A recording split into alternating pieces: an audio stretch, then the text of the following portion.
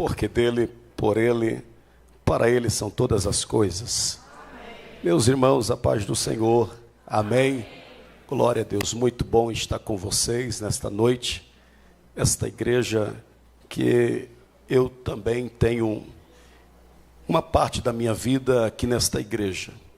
Eu estava falando para o companheiro, presbítero, que me recebeu, que nos anos 2000, 2005, sempre nós estávamos aqui bem jovem, ainda sou jovem, mas bem mais jovem, sentava nessa galeria, vi o pastor Ricardo Oliveira pregando, grande amigo nosso, e bons cultos, e tenho certeza que Deus também tem feito coisas grandes nesses dias aqui. Quero louvar a Deus pela vida do nosso pastor, primeiro vice-presidente da nossa convenção, pastor Hilton Padilha, que é uma referência em nosso estado, não só em nosso estado, como também em todo o Brasil. Que Deus continue abençoando, tenho certeza que a igreja tem cuidado muito bem do Senhor, né?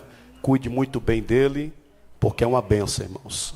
Passou por volta de 35 anos ali em Cururipe e a igreja até hoje está com saudades do nosso pastor. Que Deus abençoe meu pastor, que Deus abençoe os obreiros que aqui militam nesta casa, os obreiros que aqui fazem parte. Queridos, Apocalipse no capítulo de número 2, não quero me estender, Apocalipse capítulo de número 2, versículo a partir do número 8. Obrigado, pastor, pela confiança. Eu falei para ele que eu vim visitá-lo, eu vim cooperar com vocês, mas manda quem pode, obedece quem tem juízo, né? Capítulo de número 2, versículo de número 8 por diante. Quem encontrou, diga amém. Quem não encontrou, diga me ajude a encontrar. Glória a Deus. Nos diz assim: e ao anjo da igreja em Esmirna escreve: isto diz o primeiro e o último, que foi morto e reviveu. Conheço as tuas obras, e tribulação, e pobreza, mas tu és rico. E há blasfêmias dos que se dizem judeus e não são, mas são da sinagoga de Satanás. Nada temas das coisas que hás de padecer, eis que o diabo lançará algum de vós na prisão, para que sejais tentados, e tereis uma tribulação de 10 dias. Ser fiel até a morte, ser fiel até a morte, e dar-te-ei a coroa da vida. Quem tem ouvidos, ouça o que o Espírito diz às igrejas. O que vencer não receberá o dano da segunda morte. O que vencer não receberá o dano da segunda morte. Quem pode dizer glória a Deus? Queridos e meus amados irmãos, nós estamos diante de um texto no livro do Apocalipse, capítulo de número 2, versículo 8 por diante, e nós vemos a segunda carta à igreja de Esmirna. Os irmãos sabem que o livro do Apocalipse é um livro escatológico, um livro que traz a revelação do Senhor Jesus Cristo. A revelação foi dada por um dos 12 apóstolos do Senhor, a saber, o apóstolo João, que foi o único a morrer de morte natural. João, em sua velhice, já avançado em anos, ele foi lançado, foi jogado, foi prisionado numa ilha por nome chamado Pátimos, por causa, diz a Bíblia, por causa da palavra, porque ele era testemunho do Senhor, ele era testemunha, ele era fiel à palavra, ele não negociava a sua fé, ele não negociava a sua crença. Por causa da palavra, foi lançado, foi aprisionado nesta ilha. Alguns dizem que esta ilha só estava os condenados pelo império. Alguns dizem que nesta ilha também havia moradores. Por isso que, quando João ele recebeu as cartas destinadas às 7 igrejas, João envia essas cartas que eram destinadas às 7 igrejas. Quando João ele recebe as visões, ou a visão do livro do Apocalipse, no capítulo 1, João ele vê um Cristo glorificado. No capítulo de número 2, já é voltada para 7 igrejas. Por que 7 igrejas? Existia muito mais igrejas na época, mas 7 por causa da plenitude da igreja do Senhor aqui na terra.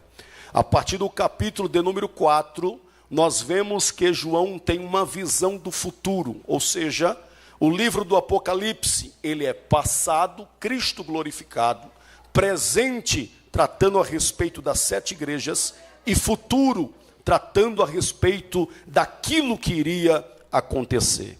No capítulo de número 2, no versículo de número 1, a primeira carta é destinada à igreja de Éfeso, uma igreja crente, uma igreja abençoada, porém, a igreja tinha perdido um pouco do seu primeiro amor.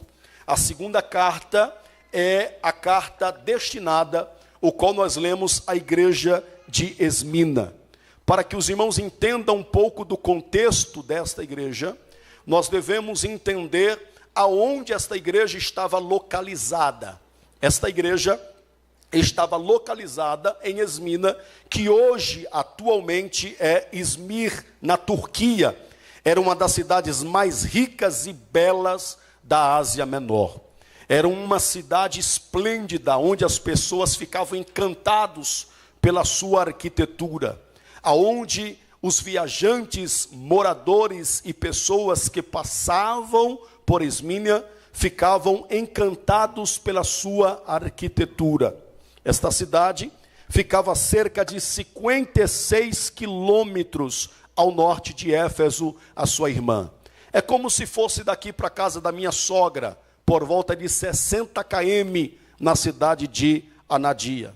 Era chamada de a coroa da Ásia, por causa da sua arquitetura, como eu disse, esplêndida. A cidade de Esmina era uma cidade leal ao império, era uma cidade que tinha um povo completamente leal, fiel ao imperador. Eles não eram desleais ao imperador, mas totalmente diferente da igreja. A igreja, ela continuava, a igreja era fiel, e a igreja continuava fiel não somente ao imperador, mas ao imperador dos imperadores, Senhor dos senhores e Rei dos reis.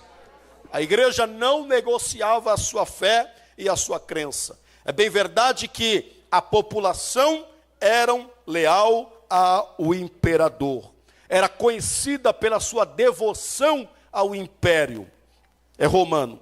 Foi a primeira cidade a construir um templo ao deus Roma em 195 a.C. Mais tarde, no século I, ergueu templos ao imperador Tibério e se tornou centro do culto ao imperador.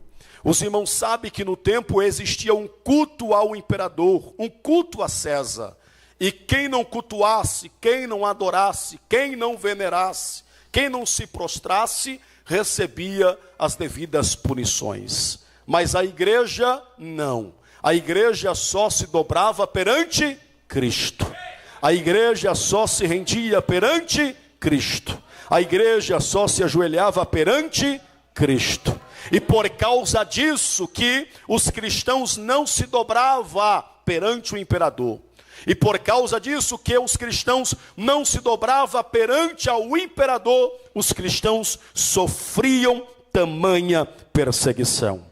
Os irmãos sabem que os judeus são monoteístas, como nós cristãos também só adoramos um único Deus, mas alguns judeus se vendiam, alguns judeus não suportavam a pressão, alguns judeus não suportavam a perseguição, e por não suportarem a perseguição, se vendia, negociava a sua crença, negociava a sua fé, e adorava ao imperador. Não era todos os judeus não, mas uma parte deles se vendia ao imperador. A igreja de Esmina, irmãos, totalmente da cidade. Era uma igreja pobre. A cidade era rica. A cidade era rica, mas a igreja era pobre. Primeiro, era um pequeno número de pessoas, um pequeno número de cristãos, poucos irmãos ali no século I. Poucos irmãos que estavam adorando e não tinha a mesma liberdade como nós temos a liberdade de estarmos aqui neste culto, aqui adorando ao Senhor. Eles cultuavam em casa de irmãos, eles cultuavam em lugares para que não fossem observados e não sofressem as perseguições. Mas apesar da pressão, apesar da perseguição, apesar da pressão econômica, social e política, a igreja permanecia de pé. O que eu quero dizer com isso nesta noite? Eu quero dizer que não importa a pressão, não importa qual seja a pressão, a igreja tem que continuar de pé, a igreja tem que permanecer fiel, a igreja não deve se dobrar, não deve se render. Bendito seja o Senhor. Foi Esmina, irmãos, que viveu um dos grandes homens dos primeiros séculos, chamado Policarpo, discípulo do apóstolo João, martirizado em 155 depois de Cristo, queimado vivo por se recusar a negar a Cristo. É como se diz hoje em dia: o sangue pode dar na canela, mas eu não nego o meu Jesus. O sangue pode dar na canela, mas eu não nego o meu Jesus. Quem está comigo aqui nesta noite? Quem não nega o Senhor Jesus aqui? Significado espiritual, já vou entrar no versículo 8. Esmina significa mirra, planta amarga, mas cujo aroma só é liberado quando é esmagada. Ou seja, enquanto mais perseguia aquela igreja, mais aroma saía. E o aroma era bom para o Senhor. O aroma era bom para o Senhor, bendito seja o Senhor. Enquanto mais aquela igreja sofria perseguição, mais subia um cheiro suave. Quanto mais a igreja é perseguida, queridos, mais a igreja é abençoada, mais a igreja cresce. A igreja, irmãos, existe um mistério muito grande, meu pastor. E quanto mais a igreja é perseguida, e quanto mais a igreja é massacrada, mais a igreja cresce. Não só cresce em número, mas cresce também na qualidade. Não só cresce em número, mas cresce em pessoas mais fiéis, mais santas na presença do Senhor, que tem vontade de orar mais, de buscar mais, de jejuar mais, de consagrar mais, de pagar um preço a mais. Glória a Deus, bendito seja o Senhor. Subia mirra, planta amarga, em que subia como um cheiro suave ao Senhor. Assim era a igreja. Quanto mais esmagada a igreja de Esmina era pela perseguição, mais seu perfume subia para Deus. O versículo de número 8 diz: e ao anjo da igreja de Esmina escreve, isto diz, o primeiro e último que foi morto e reviveu. Jesus, ele se apresentava para cada uma daquelas igrejas de uma forma diferente. Para a igreja aqui de Esmina ele fala o primeiro e o último, ou seja, o que governa toda a história. O nosso Senhor Jesus, ele governa toda a história, nada sai do controle dele. Nada sai da direção dele, nada escapa da direção do nosso Senhor. Muitas das vezes, irmãos, nós ficamos aperreados, pensando que Jesus saiu do controle. Eu vim dizer nesta noite que ele não saiu do controle, ele está no domínio, ele está governando, ele governa tudo. Por mais que pensamos que ele saiu, por mais que alguém pense que ele perdeu o controle, ele não perdeu o controle. Eu me lembro, meus irmãos, só para os irmãos entenderem, no Antigo Testamento, no primeiro livro dos Reis de Israel, no capítulo 17, Quando Elias ele aparece, ele surge como profeta. A geração pensava que Deus havia perdido o controle, pois eles estavam cochoando entre dois pensamentos. Cochoar é cambalear, é como se fosse um bêbado, sem uma linha reta, uma direção reta. Então Deus levanta Elias. No capítulo 17, ele profetiza para Acabe. No mesmo, ele desaparece porque Deus mandou ele se esconder. No capítulo 18, ele aparece novamente e se apresenta a Acabe. Ele faz um desafio, e esse desafio foi para mostrar para a nação de Israel que Deus não havia perdido o controle. O Deus de Israel respondeu com fogo, e tiveram que dizer: só o Senhor é Deus.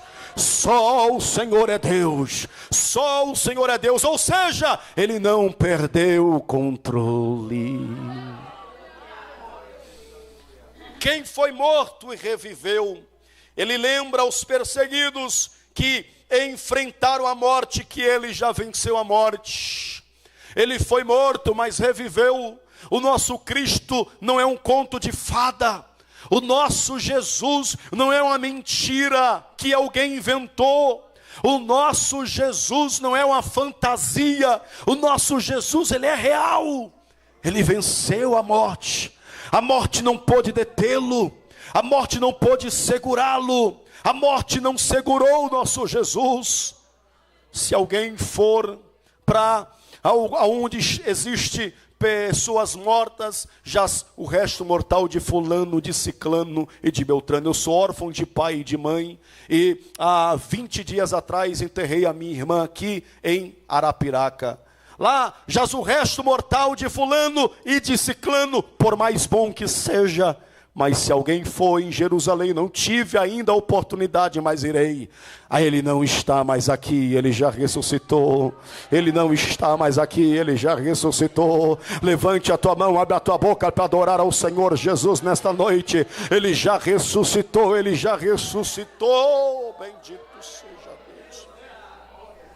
Para uma igreja ameaçada de martírio, Jesus se mostra como o Senhor da vida eterna. A igreja está sofrendo perseguição, pode estar sofrendo perseguição. Existe um Senhor, mas existe um Senhor dos senhores. Não importa que o homem possa fazer contra nós, Cristo tem a última palavra. Eu vou repetir mais uma vez: não importa o que o homem pode fazer contra nós, Cristo tem a última palavra. Nós temos missionários espalhados por alguns lugares deste planeta, a nossa igreja alagoana. Eu tenho certeza que muitos sofrem perseguições, inclusive, se não foge a memória, foi o pastor lá de Braga que falou que a polícia persegue, não pode pregar, sofre uma perseguição, como tantos e outros países. Quantas igrejas têm sofrido perseguição? Quantos irmãos nossos, para cultuar, para lerem a Bíblia, para estarem adorando, têm que ir para os subterrâneos, e se pegarem com a Bíblia na mão, são presos ou até mesmo mortos, decapitados por causa da palavra.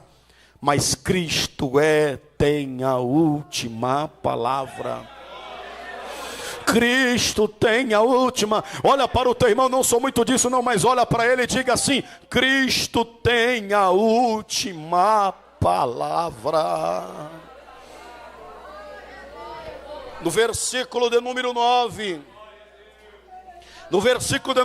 diz a palavra: conheço as tuas obras e tribulação e pobreza, mas tu és rico. A blasfêmia dos que se dizem judeus e não são, mas são os das sinagogas de Satanás. Primeiro aqui Jesus dizendo: eu conheço as tuas obras. Era uma palavra comum, normalmente ele usava para algumas igrejas na Ásia Menor. Ele usou essas palavras: conheço as tuas obras. Cristo não é indiferente, ele vê cada lágrima, cada perda, cada humilhação. Ele conhece você plenamente. Ele me conhece plenamente, ele não me conhece uma parte do Jefferson. Ele não conhece uma parte do senhor ou da senhora. Ele não conhece apenas meio termo, alguma coisa. Não, ele conhece tudo de nós. Ele conhece tudo sobre nós. Tem coisas que o seu cônjuge não conhece, mas Cristo conhece. Tem coisas que o seu filho e a sua filha não conhece, mas Cristo conhece. Tem coisas que o nosso pastor Hilton Padilha não conhece, mas Cristo conhece. Ele tem o conhecimento pleno, ele tem o conhecimento total. Bendito seja o Senhor. Ele conhece você mais do que você mesmo. Ele conhece eu mais do que eu mesmo, diz a Bíblia também. Tribulação e pobreza. Muitos cristãos eram excluídos de empregos. Por quê? Porque não negociava a sua fé. Muitos cristãos, eles eram excluídos de empregos. Por quê? Porque não adorava ao imperador. Porque não trocava a sua fé. Glória a Jesus, bendito seja Deus. O termo grego para pobreza aqui é pitocheia, pobreza extrema, miséria. Eles passavam por situações difíceis, situações complicadas, mas não negociava. Tem gente, irmãos, que por qualquer coisa negocia a fé. Tem gente que por qualquer coisa troca a fé, troca Cristo. Não é por qualquer coisa e nem por muita coisa. Nós não podemos trocar Cristo. Porque nada neste mundo substitui Cristo. Nada neste mundo substitui a alegria de termos Cristo. A alegria da salvação. Nada neste mundo substitui o prazer, o gozo que nós teremos quando chegarmos no céu. Aleluia, bendito seja Deus. Mas tu, Jesus disse, mas tu és rico. A riqueza deles não estava em bens, mas em fidelidade, em herança eterna. Eu sei que aqui a igreja é uma igreja abençoada, é uma igreja próspera, e é uma igreja também abençoada espiritualmente. Mas irmãos, o principal é a nossa riqueza espiritual. Aquela igreja não tinha bens materiais, aquela igreja passava por grande necessidade, mas ela tinha uma grande riqueza, que é a maior riqueza. Qual é a maior riqueza? É Cristo, é a fidelidade, é a herança eterna. Talvez eu não sei se alguém que está aqui, talvez não tenha uma casa ainda própria, mas lá no céu nós moraremos em uma casa celestial. Nós andaremos em ruas de ouro. Nós estaremos, irmãos, com Cristo Jesus, eternamente para a glória de Deus. A nossa herança eterna. Talvez você não tenha uma herança gorda, talvez você não tenha uma herança daquela que você esperava, que eu esperava, mas a nossa herança é muito maior do que qualquer herança aqui da terra. A nossa herança é muito maior do que qualquer herança aqui da terra. Levante a tua mão, abra a tua boca para dar glória a Deus nesta noite. Como eu disse, já estou acabando, meus irmãos. Alguns judeus hostilizavam os cristãos, entregando para o governo, entregando para o imperador. Jesus mostra que a verdadeira identidade espiritual deles não era o povo de Deus, mas de Satanás. O mundo pode nos chamar de pobres, mas no céu somos ricos. O mundo pode chamar nós, de pobres, bando de pobres, mas no céu nós somos ricos. Bilionários têm feito bunkers, não sei se é essa a palavra certa, investido bilhões e bilhões em bunkers, tentando fugir do que pode, do que vai acontecer futuramente na grande tribulação. Mas nós não se preocupamos com isso, porque nós estaremos com o Senhor. Porque nós estaremos com o Senhor. No versículo 10, nada temas das coisas que hás de padecer. Eis que o diabo lançará alguns de vós na prisão, para que sejais tentados, e tereis uma tribulação de 10 dias. Mas ser fiel até a morte, e dar-te-ei a coroa da vida. Dar-te-ei a coroa da vida. A ordem aqui, irmãos, Jesus não disse, vocês não irão sofrer. Vocês não irão sofrer perseguições. Jesus nunca disse isso. Jesus nunca mentiu para nós. Vocês vão ser lançará algum de vós na prisão, para que sejais tentados. Vocês irão passar por grandes perseguições, mas ser fiel até a morte. E aquele que for fiel até a morte, dar-te-ei a coroa da vida. Não temas, nada temas, por mais que enfrentamos perseguições, por mais que venhamos enfrentar perseguições, nada temas, nada temas. Glória a Deus. O diabo lançará alguns na prisão. A perseguição não é em acaso, mas uma batalha espiritual. Prisão no império não era para cumprir pena, mas para aguardar a execução. Muitos que eram lançados na prisão, o intuito era para aguardar a sua execução. Era para serem mortos em uma ocasião. Mas mesmo assim, os cristãos não tinham medo de adorar o Senhor Jesus. Tribulação de 10 dias, tempo curto, limitado, pode se referir a 10 períodos de perseguição romana. O diabo é inimigo real, irmãos. O diabo é um inimigo real, mas é limitado. Por quê? Porque o nosso Deus é muito maior do que ele. O nosso Deus é muito maior do que ele. Ele só faz aquilo que o nosso Senhor Jesus permitir. Só faz aquilo que o nosso Senhor Jesus permitir. Ser fiel até a morte. E aqui já encerro. A fidelidade não é até quando for conveniente. Nós não podemos ser fiéis até quando o que for conveniente para eu ser fiel. A fidelidade é independente.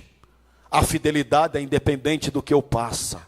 A fidelidade é independente da circunstância. A fidelidade é independente do que você possa enfrentar, do que eu possa enfrentar, mas você permanece fiel, fiel, fiel, fiel, até as últimas consequências. Foi assim com os 3 amigos de Daniel. Foi assim com Daniel. Foi lançado em uma cova. Foi lançado em uma fornalha. Foi até as últimas consequências. Mas mesmo assim, eles não negaram a sua fé. Coroa da vida não é coroa de um rei, uma coroa corruptível, algo que vai acabar, que você vai perder. Não, irmãos. Se nós formos fiéis até a morte, nós receberemos uma coroa que é incorruptível. É uma coroa de vencedor. Estefanos, uma coroa de vencedor. Ei! No céu, não recebe a coroa, não recebe o galardão os primeiros 3 que chegarem. No céu, todos aqueles que chegarem receberão uma coroa da vida. Meu pastor, muito obrigado, meu pastor. Glória a Jesus, bendito seja Deus. Existe alguém aqui que está em nosso meio, que ouviu a palavra. Meu amigo, minha amiga, você que ainda não é evangélico, mas você ouviu a palavra nesta noite. Você deseja se entregar para o Senhor Jesus, entregar sua vida para Ele, e ter essa experiência maravilhosa que é de servir a Jesus. Você vai ter o privilégio muito em breve, você se entregando para o Senhor Jesus, você vai ter o privilégio de ouvir o tocar da última trombeta. Você vai dizer: eu não vivo mais eu, mas Cristo vive em mim. Pessoas que se entregam para o Senhor Jesus diz: não vivo mais eu, mas Cristo vive em mim. Existe alguém em nosso meio que ainda não é evangélico? Por favor, eu gostaria de ver as suas mãos levantadas, para que nós possamos conhecer. Existe alguém em nosso meio? Acredito que todos são evangélicos. Que Deus abençoe, em nome de Jesus. Muito obrigado, meu pastor. Graças a Deus.